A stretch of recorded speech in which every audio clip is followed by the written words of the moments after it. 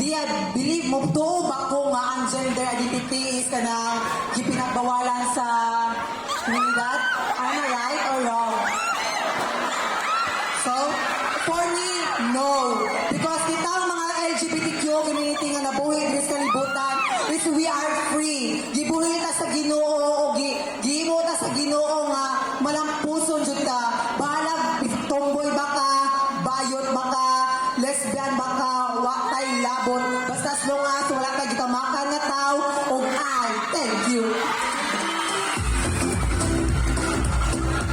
If I were given a chance to create a campaign about HIV here in our community is we must respect each one of us, because I firmly believe being an LGBT, we have a lot of discrimination because of our gender identity. But always remember that we must love, accept, and respect of each one of us, because respect is one of the highest value that everyone deserves to have. It doesn't matter whether you're poor or not, beautiful or not, or part of the LGBTQIA+ community, as long as you should respect others, they will be respected.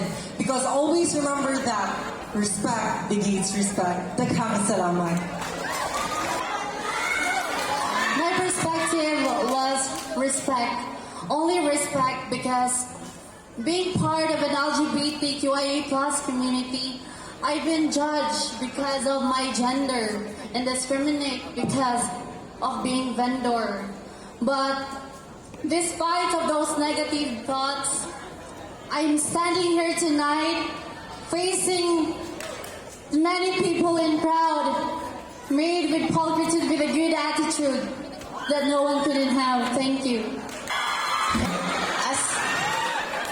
How can I inspire others through LGBTQIA+ flag?